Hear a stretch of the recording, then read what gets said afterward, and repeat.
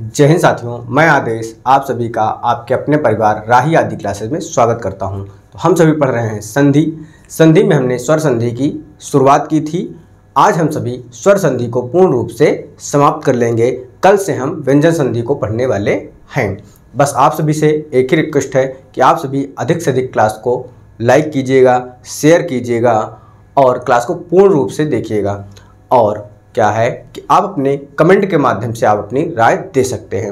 अब हम चलते हैं स्वर संधि की तरफ, शुरू करते हैं। तो स्वर संधि में हमने 3 भेद पढ़ लिए थे। कौन कौन से? दीर्घ स्वर संधि, यण स्वर संधि और गुण स्वर संधि को। चौथा भेद है स्वर संधि का वृद्धि संधि और पांचवा हो जाएगा अयाधि संधि।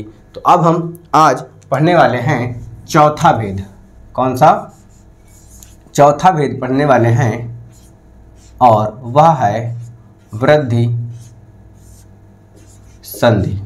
क्या है? वृद्धि संधि। तो सबसे पहले हम इसकी परिभाषा को देखेंगे, फिर इसके कुछ उदाहरणों को देखने वाले हैं। तो इसकी परिभाषा क्या है? यदि आ या आ के बाद, यदि आ या आ के बाद ए आता है तो वह अय हो जाएगा, यानी वृद्धि हो जाएगा। और यदि आ या आ के बाद ओ या औ आएगा तो क्या हो जाएगा? औ हो जाएगा। तो उसमें भी वृद्धि हो जाती है। तो उम्मीद है आपको परिभाषा समझ में आई होगी थोड़ी बहुत, लेकिन हम इसको पूर्ण रूप से अब लिख कर देखते हैं। तो परिभाषा क्या है? यदि आ या आ के बाद, यदि आ या आ के बाद क्या आएगा? ए आए या आय आए। और परिभाषा क्या है? यदि आ या आ के बाद ओ या फिर औ आए, ओ या फिर औ आए तो क्या होगा? यहां पर हो जाएगा अय और यहां पर हो जाएगा औ। तो ये हमारी परिभाषा थी। मैंने इसको आपको समझाने के लिए परिभाषा को ही इस प्रकार से लिख कर बताया हुआ है सभी में, ताकि आपको यह पूर्ण रूप से समझ में आ जाए।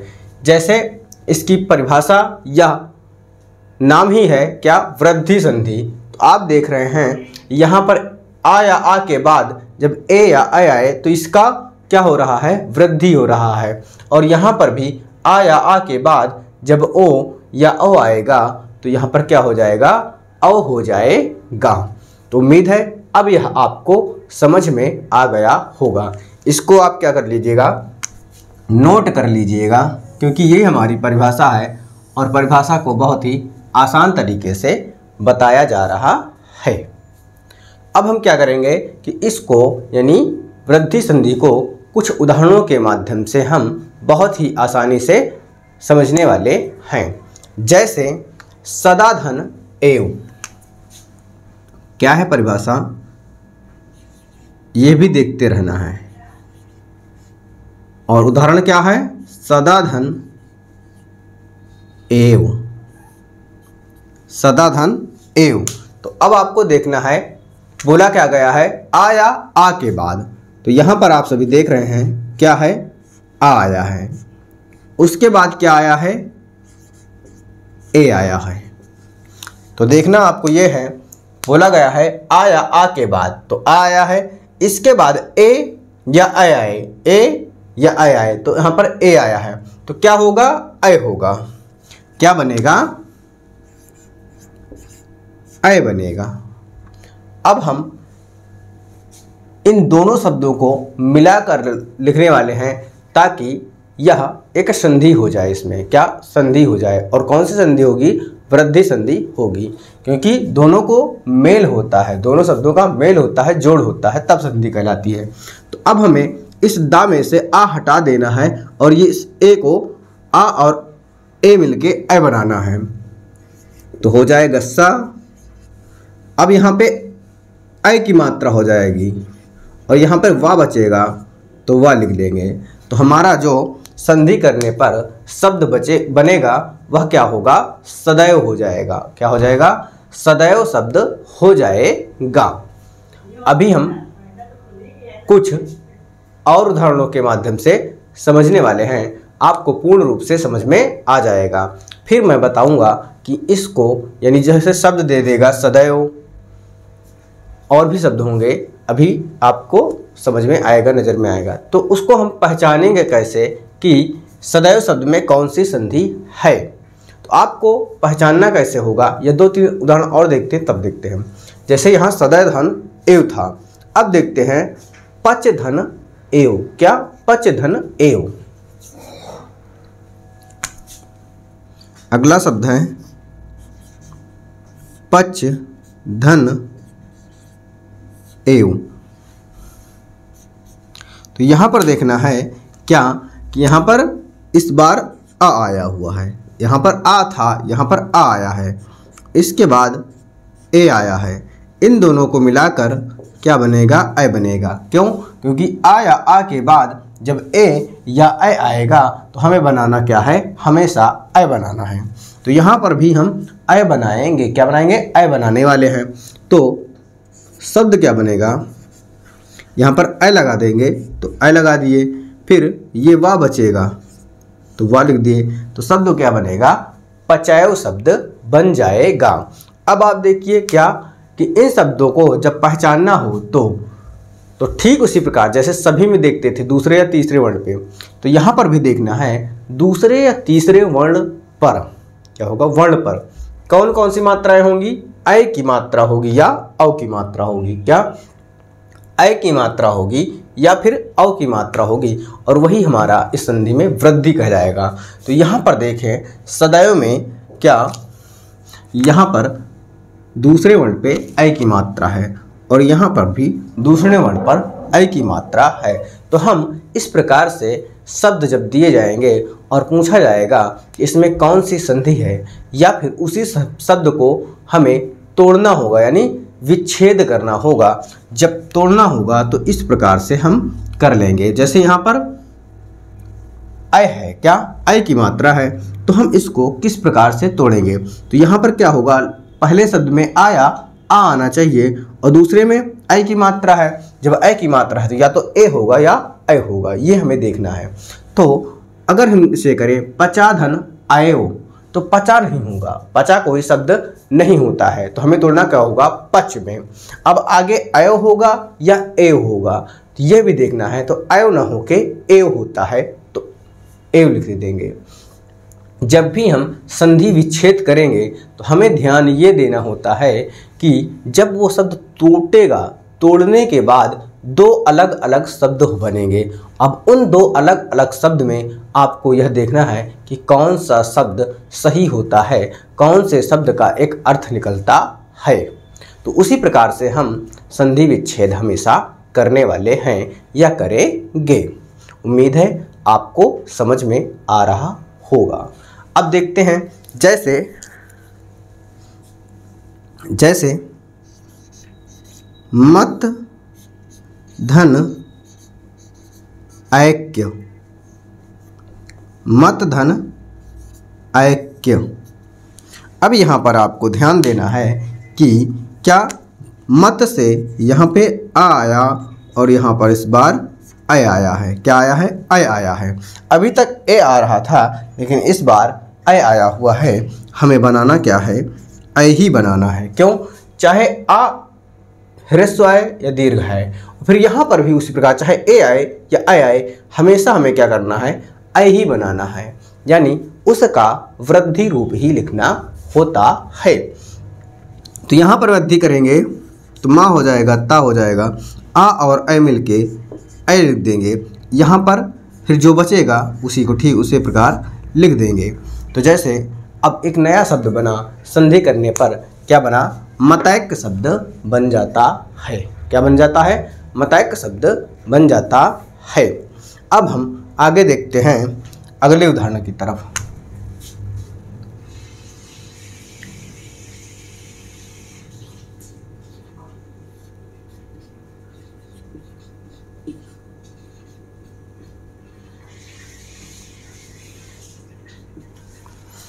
अगला है क्या, वन धन औषधि। क्या लिखा है, वन धन औषधि।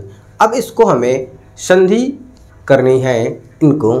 तो जैसे यहाँ देख रहे हैं वन, तो ना में आ है, क्या है, ना में आ है, और आ के बाद यहाँ औषधि में क्या आया है, ओ आया हुआ है। क्या आया है, ओ आया हुआ है।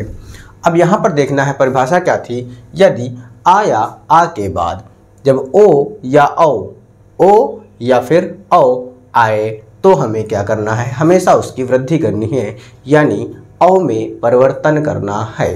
तो यहाँ पर हम औ में परिवर्तन कर देंगे।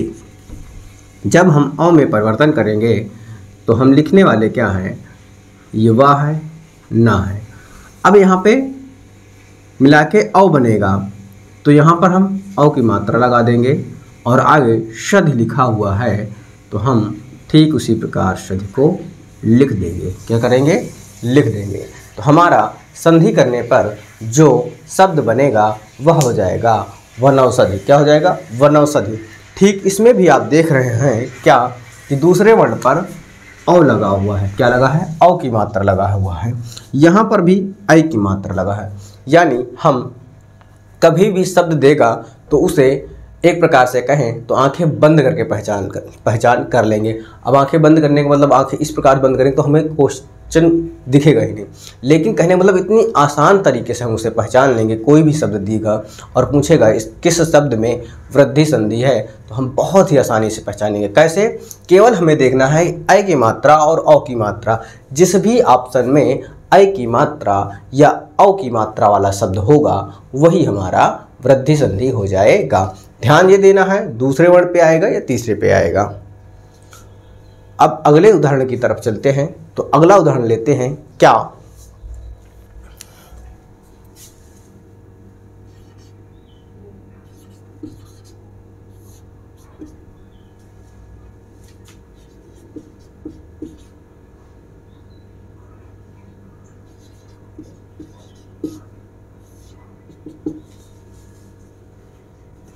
परम धन औदार्य। परम धन औदार्य लिखते हैं। क्या, औदार्य शब्द नहीं होता, औदार्य होता है। तो यहाँ पर देखना है कि परम धन औदार्य।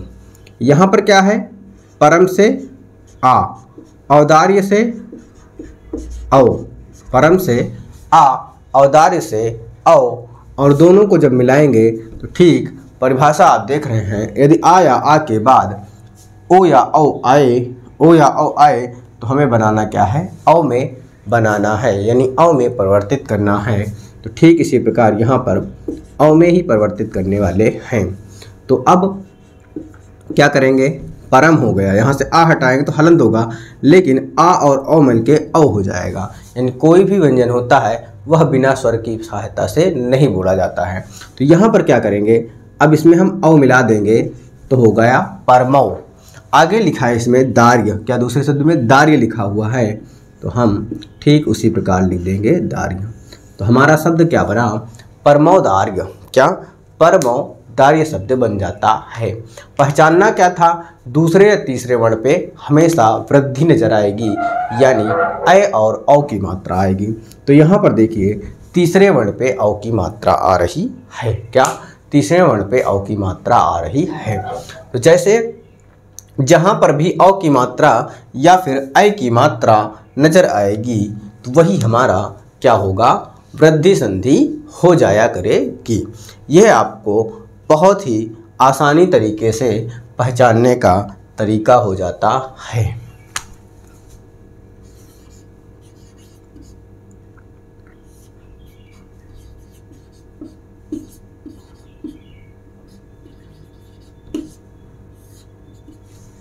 अगला शब्द है महाधन औषधि।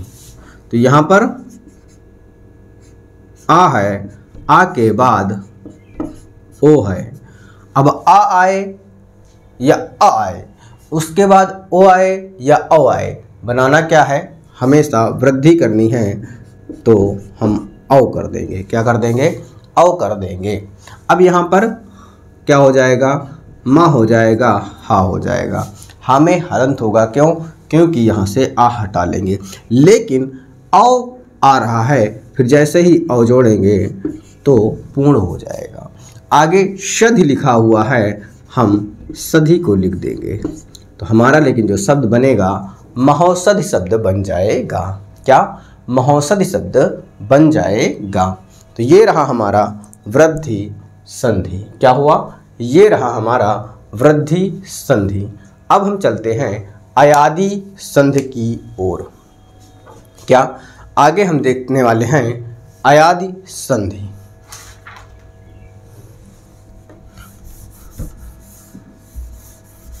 आप अपना सहयोग पूर्ण रूप से बनाए रखा कीजिए। जब क्लास अधिक से अधिक लोगों तक पहुंचती है या अधिक से अधिक लोग देखते हैं तो मुझे भी खुशी होती है कि हाँ चलो कुछ अच्छा किया जा रहा है अपने द्वारा। प्रयास करता हूं कि आप सभी को क्लास समझ में आए।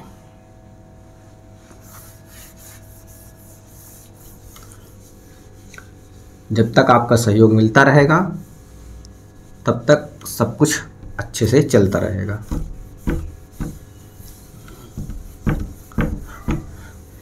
तो आज हमने क्या करना है कि स्वर संधि समाप्त हो जाएगी और आपको स्वर संधि से संबंधित अगर प्रैक्टिस चाहिए कुछ क्वेश्चनों की तो आप कमेंट के माध्यम से बता दीजिएगा या फिर आप कहीं प्रैक्टिस कर सकते हैं। क्या? स्वर संधि पढ़ा है तो स्वर संधि पूर्ण रूप से।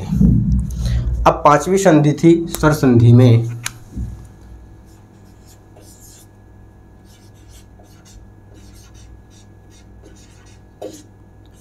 अयादि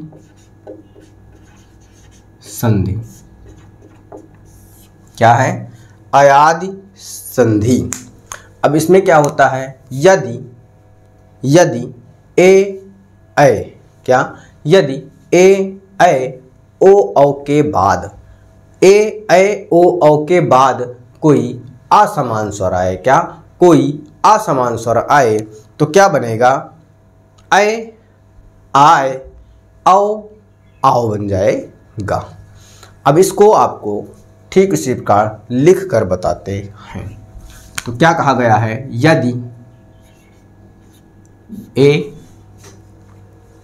यदि ए उसके बाद ऐ ओ औ के बाद, इन सभी के बाद कोई असमान स्वर आए। क्या? पहले शब्द में ये वर्ण आएंगे और दूसरा शब्द जब शुरू होगा तो कोई असमान स्वर से शुरू होगा। तब क्या होगा?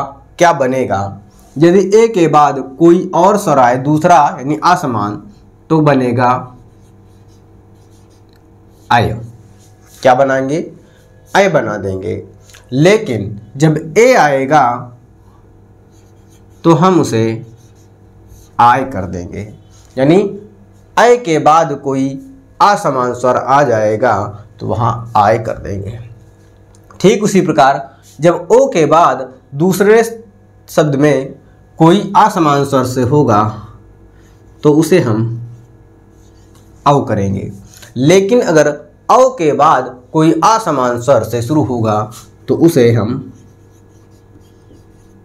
आओ करेंगे। क्या करेंगे? आओ करेंगे। अभी यह आपको समझ में आ गया होगा और नहीं भी आया है तो अब हम इसे उदाहरण के माध्यम से समझ लेंगे पूर्ण रूप से। ये हमारा क्या था? परिभाषा थी। अब हम इस परिभाषा को लाइनिंग में ना लिख के इस प्रकार से समझाने का प्रयास करता हूँ कि आपको समझ में आ जाए। उम्मीद है आपको समझ में आता भी होगा, बस आप लोग क्या है कि सहयोग थोड़ा कम करते हो, बट फिर भी कोई बात नहीं। अब हम क्या करते हैं कि इसको यानी इस संधि को कुछ उदाहरणों के माध्यम से देखने वाले हैं। जैसे सेधन अन। क्या हुआ? सेधन अन। तो यहां पर क्या है, आप देख रहे हैं ए आया हुआ है, से में ए आया हुआ है और अन में आ आया हुआ है। क्या आया हुआ है? आ आया हुआ है। लेकिन कहा क्या गया है, यदि ए के बाद कोई असमान स्वर आए तो बनाएंगे क्या? अय बनाएंगे। क्या बनाएंगे? अय बनाएंगे। यही हमको ध्यान देना है। अब आप देखिए यहां पे क्या है, श है। अगर हम सा से कोई भी स्वर हटाएंगे जो भी लगा होगा तो यहाँ पर हलंत हो जाएगा, यानी अधूरा हो जाएगा। लेकिन हमें बनाना क्या था, यहाँ से ए और आ मिलके आए, तो यहाँ आ है तो इस सा में आ मिल जाएगा तो ये पूर्ण हो जाएगा। अब उसके बाद क्या है, या बचा, यानी आ सा में समाहित हो गया, फिर या बचा। अब यहाँ पे देख रहे हैं ना बचा है, क्या? क्योंकि आ तो इसमें समाहित हो गया है, तो यहाँ बचा क्या? ना। तो ठीक उसी प्रकार ना को भी हम लिख दिए तो हमारा शब्द क्या बन गया? शयन शब्द बन जाता है। क्या आप देख रहे हैं कि शयन शब्द बन गया है। अब अगले उदाहरण पे चलते हैं। अगला उदाहरण है हमारा क्या?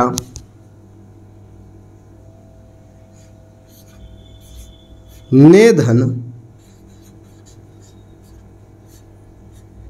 अन्न। क्या? नेधन अन्न। तो यहां पर आप देख रहे हैं, ठीक, ए है, उसके बाद आ है, यहां ए, यहां से आ, बनेगा क्या? आपने अभी देखा, अय बन जाएगा। क्या बन जाएगा? अय बन जाएगा। क्यों बनेगा? ए के बाद कोई असमान स्वर आएगा तो अय बनेगा। अब हमें बताना है, ना से जैसे ही ए हटाएंगे तो क्या होगा? ना बचेगा, लेकिन इसके अंतर्गत क्या हो जाएगा? हलंत हो जाएगा। लेकिन यहाँ से आ जैसे ही ना में जुड़ेगा तो ना पूर्ण हो जाएगा। फिर क्या है? या है। यहाँ पर बचेगा क्या? केवल ना, तो यहाँ पर ना लिख दिए। तो हो गया क्या? नयन शब्द हमारा बन जाता है। क्या बना? नयन शब्द बन गया है। अब देखते हैं आगे, जैसे अगला उदाहरण है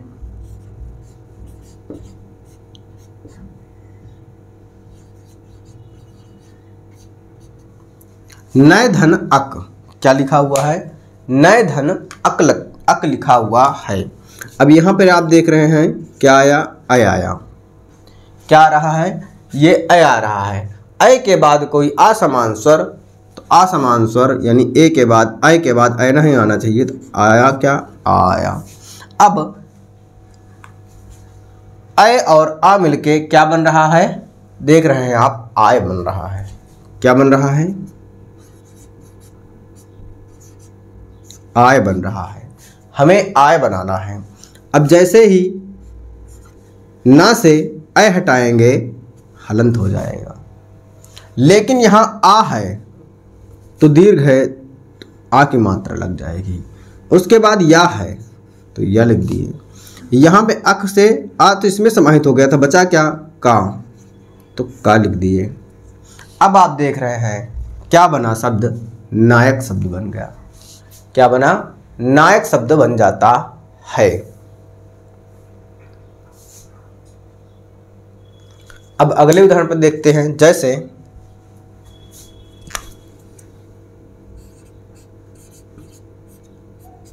गय धन अक। क्या? गय धन अक। तो यहां पर देख रहे हैं अय है, फिर क्या है? आ है। इन दोनों को मिला के क्या बना? आय बना। ठीक उसी प्रकार गा हो गया। इसके नीचे क्या होगा? हलंत होगा, क्योंकि स्वर तो यहाँ निकाल लिए। तो आ यहाँ से हो गया अक से, यहाँ से ए है, अय और आय बनाना है। तो ठीक उसी प्रकार आ इस गा में समाहित हो गया। फिर बचा क्या? या बचा। आगे इसमें क्या बना? बचा हुआ है का, तो दोनों शब्द मिला कर सब कुछ क्या हो जाएगा, गायक शब्द हो जाता है। क्या हुआ, गायक शब्द हो गया है। अब आगे देखते हैं,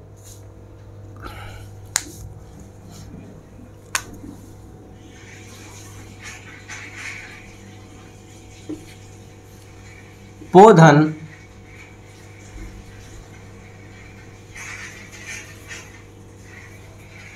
पोधन क्या होगा, अन हो जाएगा।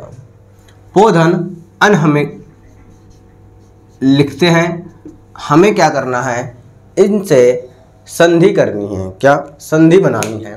तो आप देख रहे हैं यहाँ पर ओ आ रहा है, क्या आ रहा है, ओ, और ओ के पास से ले लिए ओ, और ओ के बाद हमें देखना है तो यहाँ क्या आ रहा है, आ रहा है। अब ओ के बाद कोई असमान स्वर आए तो हमें बनाना क्या है, औ बनाना है। क्या बनाएंगे, औ बनाएंगे। अब पा से जब ओ हटाते हैं तो पा इस प्रकार से बनेगा, लेकिन यहाँ औ बनाना है तो इसमें जैसे ही हम औ जोड़ेंगे तो पा पूर्ण हो जाएगा और वाह बन जाएगा, यानी औ। तो यहाँ औ समाहित हो गया। फिर क्या बचा, ना, यहाँ पर ना लिख दिए तो हमारा जो शब्द बन गया वह बन जाता है पवन।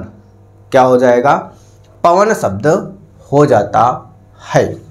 अब देखते हैं आगे,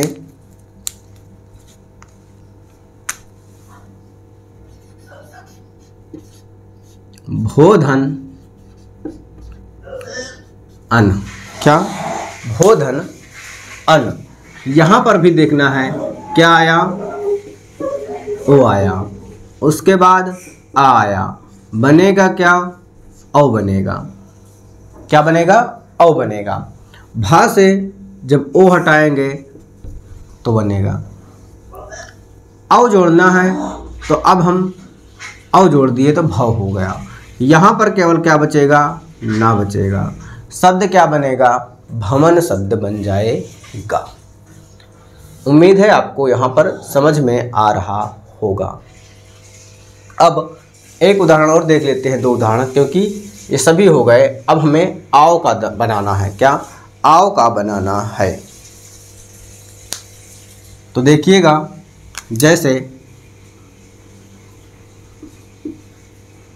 पौधन अन। क्या है, पौधन अन। यहाँ से आप देख रहे हैं कि औ है, उसके बाद कोई असमान स्वर आ है, औ है, कोई असमान स्वर है, यानी आ दिया गया है। बनाना क्या है, हमें आओ बनाना है। क्या बनाना है, आओ बनाना है। तो आप देख रहे हैं, जब पा से औ हटाएंगे तो पा में हलंत हो जाएगा, लेकिन यहाँ पर क्या हुआ, औ और आ मिलके आओ, तो यहाँ पर हम आओ लिख दिए। अब इसमें क्या बचा, ना बचा। शब्द क्या बचा, पावन शब्द बन जाता है। क्या, पावन शब्द बन जाता है। अब आगे देखते हैं अगला उदाहरण,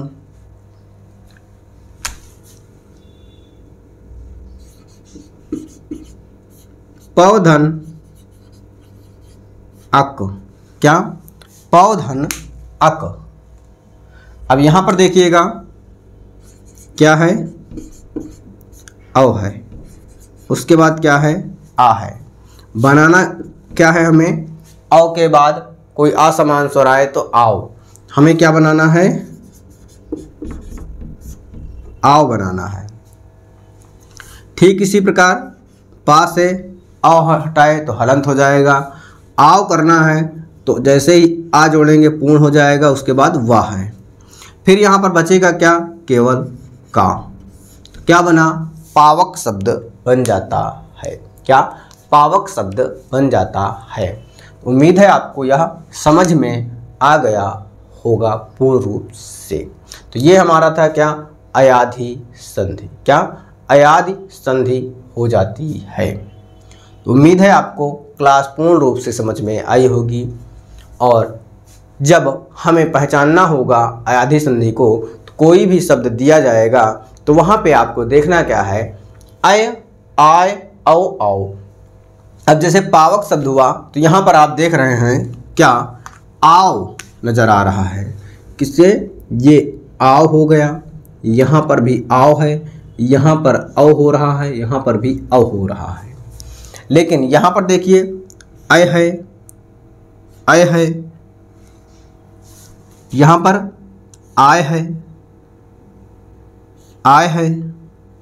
तो इस प्रकार से हमें पहचानना है क्या? अय, आय, औ, आओ। किसमें? जब किसी भी शब्द में नजर आएगा अय, आय, औ, आओ, तो वहां पर हमें टिक करना क्या होगा? अयाधि संधि पर। तो आज की क्लास को हम यहीं तक रखते हैं, यहीं पे समाप्त करते हैं। आप सभी का पूर्ण रूप से इस क्लास में जुड़ने के लिए और सहयोग के लिए बहुत बहुत धन्यवाद।